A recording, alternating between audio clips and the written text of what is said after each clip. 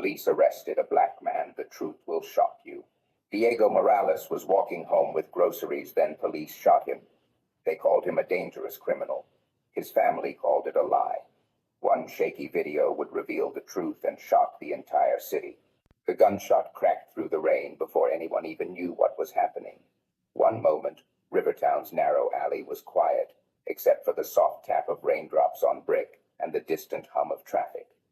The next, a single bullet screamed into the night, tearing through the leg of 20-year-old Diego Morales and sending him crashing to the wet pavement. His brown grocery bag burst open, spilling milk, bread, and a pint of vanilla ice cream into the shallow puddles. The carton of milk floated aimlessly. The ice cream spun like a tiny pale planet, and the bread soaked in dirty rainwater, turning to mush. For a moment, the world was nothing but water, blood, and the echo of fear. He had done nothing wrong. Just a boy walking home after a long shift carrying groceries for his mother. But the officers saw him differently. In the glare of headlights and the haze of bias, he wasn't Diego. He was a shadow, a silhouette, a threat that existed only in the story they had already told themselves 100 times. "Freeze! Don't move!" One officer shouted, his voice cracking with adrenaline. The younger of the two, barely older than Diego, still had his finger trembling on the trigger. His partner's eyes darted between the fallen boy and the quiet, rain-soaked alley, as if the darkness itself could accuse them. "I didn't do anything," Diego gasped, his voice broken by pain. "I live right here. I was just going home." But his words fell into the night like stones sinking into water. No one caught them. No one wanted to hear. On a balcony above, behind rusted railings, an old man had seen it all. Elias, 78, a retired photographer with hands that still knew the weight of truth, lifted his dusty camcorder. He had heard the sirens, felt the storm shift, and shuffled outside just in time to witness the moment fear turned into violence. Through his lens, he saw not a threat, not a suspect, but a boy with his hands up, groceries in his grip, and rain dripping from his lashes. The red recording light blinked like a heartbeat, capturing a truth that would one day demand to be heard. The officers hovered over Diego, their breaths ragged in the cold night. "He moved," one muttered, as if saying it aloud could rewrite reality. He reached for something, but there was nothing, no weapon, no danger, only a split-second turn to shield his eyes from the blinding lights, and now he was bleeding into the rain, his jeans soaked with a dark red that spiraled away in thin streams. The city would wake up tomorrow to a headline. Maybe it would read, "Officer defends himself against suspect." Maybe it would mention a confrontation in a dark alley. The world always seemed ready to believe the story written by the loudest voice, not the truest one. Diego lay there shivering, the cold seeping into his bones, and for the first time, he wondered if he would ever be more than someone else's version of the truth. Somewhere in the distance, a dog barked, a car horn blared, and life went on, indifferent to the quiet tragedy unfolding in the rain. Elias lowered the camera for a moment, his heart aching with a familiar weight. He had lived long enough to see nights like this too many times. He knew the story the officers would tell, the way fear would be polished into justification, the way blame would fall on the young man bleeding on the ground. But he also knew he held something powerful, something that could shatter lies, a piece of the night that could not be erased. Rainwater crept along the alley's uneven stones, carrying the small wreckage of Diego's groceries downstream. The bread disintegrated. The milk carton tipped over, spilling white into the gray puddles like the ghost of innocence lost. Diego groaned and clutched his leg, his fingers slick with blood and rain. One of the officers barked into his radio, calling for backup and an ambulance, his voice tight and defensive, already building the narrative of fear. "You'll be okay," the older officer said, though he didn't sound convinced. The night itself seemed to hold its breath, as if waiting to see what would happen next. Above them, the camera's red light blinked again, a tiny signal in the darkness, a witness that refused to sleep. The old man's voice trembled in a whisper, meant only for himself and the rain. "Someone has to tell the truth." And in that moment, the city didn't know it yet, but this quiet alley had become a battlefield between perception and reality. between power and justice. A boy's life hung in the balance, and a story was being born, one that would not go quietly into the night. The hospital smelled of antiseptic and rain.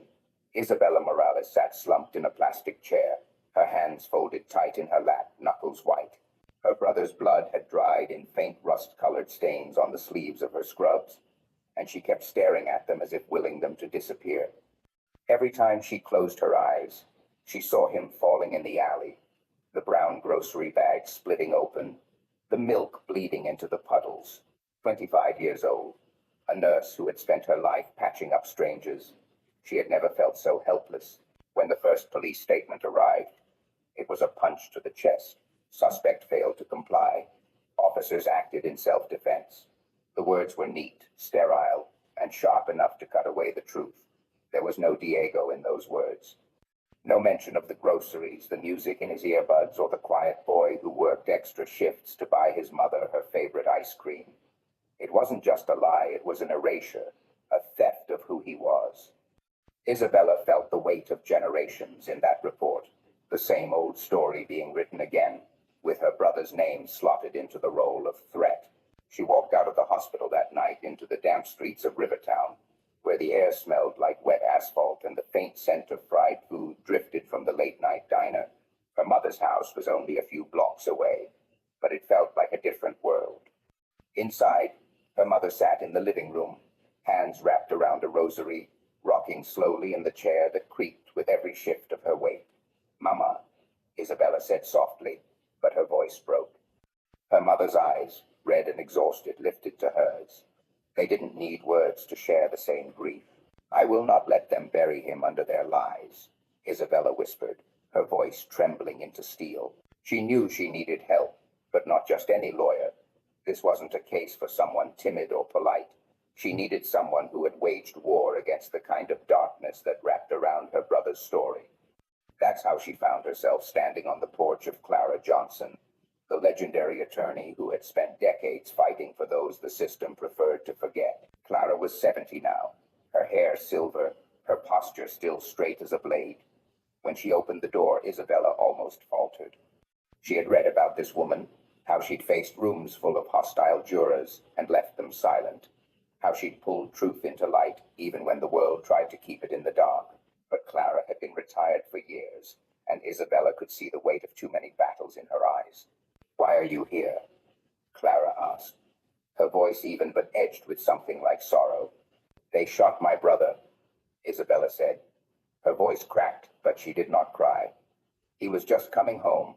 He had groceries in his hands, and now they're saying it's his fault." Clara studied her for a long moment, then stepped aside. "If we do this, there is no turning back.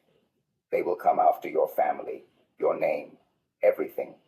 They will try to make you doubt yourself.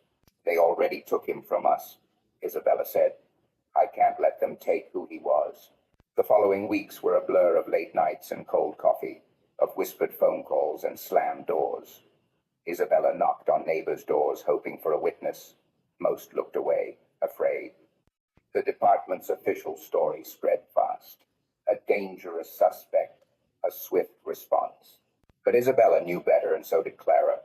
The two women became a team forged in grief and resolved, the young nurse with fire in her veins and the older lawyer with battle scars carved into her soul. Every small breakthrough felt like pulling a thread in a knot that had been tied for decades. A security camera that caught the lights of the patrol car. A neighbor who heard a voice shouting, "I didn't do anything." A faint hope that someone, somewhere, had seen enough to make the truth undeniable. Each night, Isabella would return to the hospital, sit by Diego's bed, and talk to him, even though he couldn't answer. "I'm not going to let them forget you," she said once, gripping his hand tight. "I'm going to make them see you for who you are." One evening, as the sun bled orange over Rivertown's skyline, Isabella stood alone in the parking lot, the damp wind curling her hair against her cheeks. The city felt heavy, as if it knew the weight of all the stories like her brother's that had never been told. But in that moment, she wasn't just a grieving sister anymore. She was a storm gathering its strength, a voice ready to rise against the silence. And somewhere, in an old apartment above the alley, a retired photographer still held a camera with a blinking red light carrying a fragment of truth that could change everything. The courtroom buzzed with a low, electric tension that clung to the air like static before a storm. Isabella Morales sat at the plaintiff's table, spine straight, fingers digging into the wooden edge as if anchoring herself to reality. Her brother's face, pale and still in the hospital, flickered in her mind. Across the aisle, Jackson entered with a swagger that seemed to command the room. He was the kind of man who thrived in these battles, a tall, sharp-suited white attorney with a reputation for tearing families like hers apart and making juries nod along as he rewrote the truth. He flashed a smile that was all teeth, like a predator circling prey, and the murmur in the courtroom stilled. He began his opening like a magician, his voice smooth as polished stone. He painted the officers as heroes trapped in a dangerous moment, men who had seconds to decide between life and death. He called Diego unfortunate, but non-compliant, a boy whose movements had left the police no choice. His words slithered into the air, twisting the memory of the night into something cold and calculated, and Isabella felt every syllable like a dagger. Jackson knew how to manipulate fear, how to pull invisible strings on hearts and minds, and he had the jury leaning forward, hanging on his every word. Clara Johnson, seated beside Isabella, didn't move. The 70-year-old attorney radiated a quiet, immovable power, her silver hair a crown of battles fought and won. When she rose to respond, her voice didn't shout or pleaded cut. "The truth," she said, pausing to let her eyes sweep over the jury, "is often drowned in the rain and buried under fear. But it does not die." The room shifted, and for a heartbeat, even Jackson's smirk faltered. The trial spiraled into a duel of worlds. Jackson called witnesses who described shadows and threats, their voices shaking just enough to sound believable. He displayed photos of the alley, magnifying every dark corner, every angle that could make Diego seem menacing. He paced like a performer, stopping just long enough to let his narrative root itself in the jurors' minds. In his world, the boy with the groceries was an unknown danger, a decision made in terror, a casualty of split-second judgment. Then Clara rose, and her cross-examination sliced through the veneer. She asked simple questions that landed like blows. Where was the weapon? Who saw aggression? Why did the grocery bag lie ripped open, its contents floating in the gutter? Jackson objected, deflected, but Clara's calm persistence chipped away at the story he built. For days, the battle raged. Isabella watched Jackson twist every moment of her brother's life into an argument for fear. He gestured, leaned close to jurors, conjured imaginary threats out of shadows, and when he called Diego a risk the officers could not ignore, Isabella's chest tightened like a vice. She wanted to scream, but Clara's hand on hers was steady, a silent command to wait. The highest tension came when Jackson presented a reenactment, a dramatized version of the alley shooting. The lights dimmed, the sound of rain played through the speakers, and an actor spun toward a blinding light. A fake gun glinted under the spotlight. Gasps rippled through the courtroom. He was winning the room with theater, not truth, and Isabella felt her pulse hammer in her ears. The cliff's edge was right there, her family's name ready to fall into the pit of another official lie. Then Clara stood and shattered the performance with nothing but her voice. "Do you know what wasn't in that reenactment?" she said, gesturing to the glowing image on the screen. "The groceries, the milk, the bread, the ice cream for his mother. Do you know why? Because it's hard to convince a jury to fear a young man holding love in his hands." Silence fell like a curtain, and for the first time Isabella saw uncertainty in the jurors' eyes. But Jackson wasn't finished. He prowled back to his table, leaned in close to the microphone, and hissed, "Love doesn't matter in a dark alley. Hesitation gets officers killed. And we are here because Diego Morales made them hesitate." The words hung heavy, poisoned honey, meant to stick. The day ended with no clear victor, the weight of suspense pressing on every chest in the room. Isabella left the courtroom with her hands trembling, the echo of Jackson's words chasing her down the hall. But somewhere deep inside, she felt the heat of defiance grow. The battle was not over. The truth had not yet spoken in full, and she knew that when it did, it would strike like lightning through the lies. ChatGPT, Danoi. The courtroom was suffocating under the weight of silence when the doors creaked open. All eyes turned. A frail figure stepped inside, his shoes squeaking against the polished floor. Mr. Elias, 78 years old, hunched but unbroken, moved with the careful determination of a man who knew the importance of every step. In his hands, he clutched a small, weathered camcorder, the kind the world had long forgotten, its strap frayed and its lens smudged by time. The bailiff frowned, unsure whether to stop him, but something in the old man's gaze cut through the doubt. He wasn't here to watch, he was here to speak. Isabella's heart skipped. She recognized him, the quiet man from the apartment balcony, the one she had seen in passing for years. But she had not known he had been there that night. She had not known he held the one thing that could pierce through Jockson's polished lies. "Your Honor," Elias said, his voice quivering but clear, I have something the court needs to see." Jockson was on his feet instantly, voice sharp like a blade. "Objection. This is irregular. This witness is not on the list." Clara Johnson, serene but fierce, rose beside Isabella. "Your Honor," she said, "sometimes the truth does not wait for permission. It arrives when it's ready to be heard." The judge hesitated, weighing the moment against the law, but the air in the room felt charged, electric. Finally, with a slow nod, he allowed Elias to approach. The old man moved to the front, his fingers trembling as he handed the camcorder to the bailiff. A screen flickered to life, and the room seemed to inhale all at once. The grainy footage began. Rain fell like silver needles in the glow of streetlights.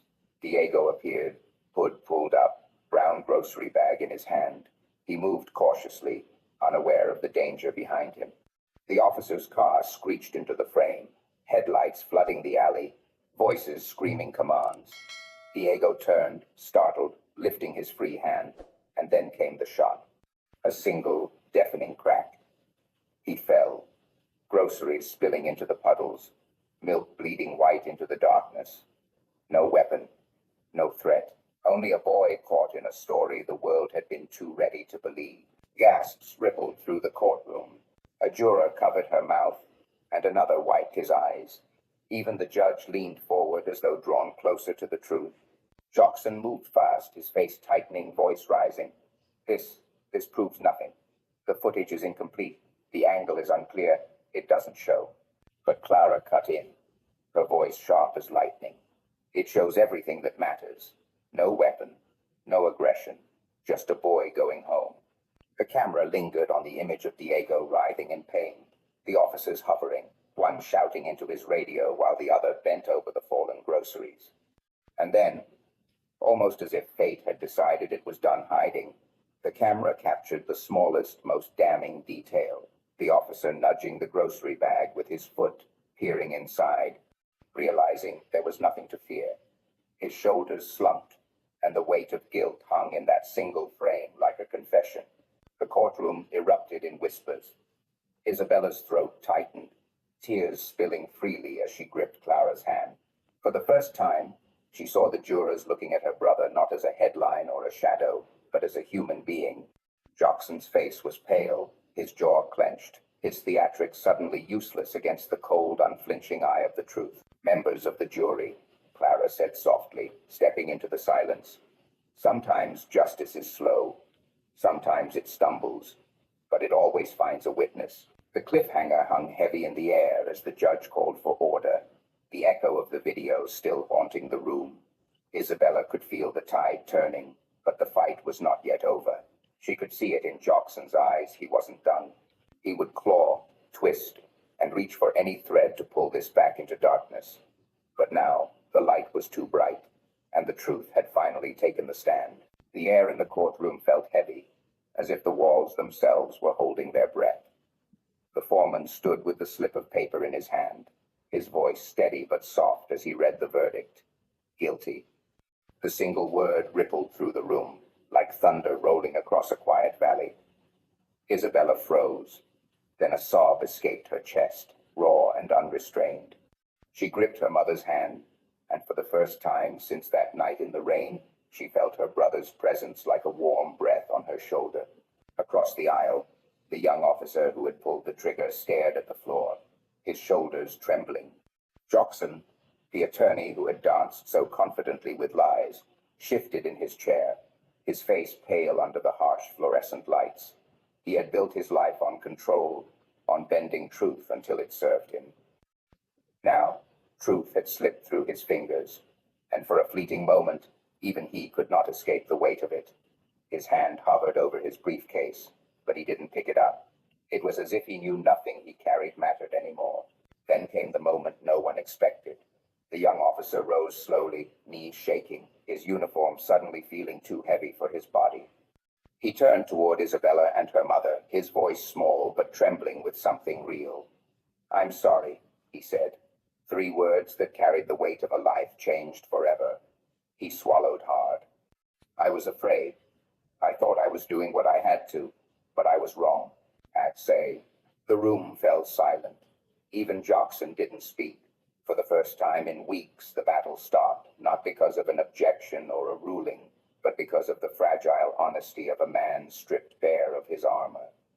In that stillness, the humanity that had been lost in reports, arguments, and headlines surfaced like sunlight breaking through a storm. Clara Johnson, the silver-haired warrior of the courtroom, rose slowly. Her voice was low but resonant, like a hymn. "Justice," she said, "is not just a verdict. It is a mirror. And today, this city has seen itself in that mirror. It cannot look away." Her words lingered in the air, wrapping the room in something almost sacred. Outside, the sun broke through the clouds for the first time in days. Rainwater still glistened on the courthouse steps, reflecting light like shards of glass. Isabella walked out with her mother's arm in hers, each step heavy with memory but lighter with relief. The crowd cheered. Reporters shouted questions, but their voices felt far away. She only noticed the sky, wide and blue, and the soft wind that carried the scent of wet earth and new beginnings. Under the shade of an old oak tree, Mr. Elias waited quietly, his weathered camcorder held close to his chest. He gave Isabella a small nod, and she felt a wave of gratitude so deep it made her chest ache. His lens had caught the truth, but his courage had carried it. That evening, Isabella returned to the alley where it all began. The street was washed clean by the rain, but she knelt where her brother had fallen. She touched the cool concrete, closed her eyes, and whispered, "We did it, Diego. They saw you. They finally saw you." A breeze swept through, carrying the scent of wet leaves and the faint echo of laughter she thought she could almost hear. For the first time, her grief felt less like a wound and more like a promise. A promise that love, truth, and courage would never be forgotten. On that rainy night in Rivertown, Diego Morales was just a boy carrying groceries, but to fear and prejudice, he became a threat. One moment he was walking home, and the next he was bleeding on the cold pavement, his milk and bread floating in the puddles. In the beginning, the truth felt so small, fragile, and almost invisible. The official story was louder. He was non-compliant. He was dangerous. He was another shadow in an alley. That is how injustice starts, not with the absence of truth, but with the world choosing to believe the easier lie. But truth is patient. It waits for courage. It waits for people like Isabella, his sister, who refused to let his story be erased. It waits for people like Clara Johnson, the retired lawyer, who knew that justice is not automatic. It must be fought for with relentless persistence. And sometimes it waits for people like Mr. Elias, an elderly man with a trembling hand and an old camera, willing to hold up a mirror when no one else would. This story carries a lesson that is bigger than a single verdict. At first, fear is loud and truth is quiet. Lies can feel powerful. They are polished, confident, and often backed by authority. But lies are temporary, and fear is fragile. Truth may stumble. It may whisper at first, but it does not die. When it is carried with courage, it will grow louder. It will break through. And when it does, it doesn't just expose what happened, it exposes who we are. The social message here is profound. A society that allows fear to dictate justice will always betray its own people. Justice is not about protecting power. It is about protecting humanity. Every Diego in every city is a reminder that we cannot afford to look away. because every time we do, we make silence an accomplice to injustice. True justice requires more than a verdict. It requires that we, as a community, refuse to let fear define our decisions. It requires that we act with virtue, fairness, and empathy, seeing each life as worthy of truth. When the verdict finally came, it was not just a victory for one family. It was a call to all of us. It reminded us that courage does not belong only to heroes. It belongs to anyone willing to speak, to witness, to refuse to let the truth stay buried. Justice is not inevitable. It is built by those who carry it forward piece by piece, even when the world wants to look away. So here is the lesson. Truth is a light. At first it flickers against the wind of fear and doubt. But when we protect it, when we refuse to let lies smother it, it grows into a fire that no one can ignore. And that light, even if it comes late, has the power to change lives, to heal families, and to make the world a little more just. Thank you for listening to this story. Let it remind you to stay awake, to see clearly, and to stand for what is right, even when it is hard. Share your thoughts in the comments and follow our channel for more stories that carry the kind of lessons we all need. Lessons of courage, compassion, and the unstoppable strength of truth. May your day be filled with hope, and may you always choose to protect the light of justice wherever you see it flicker.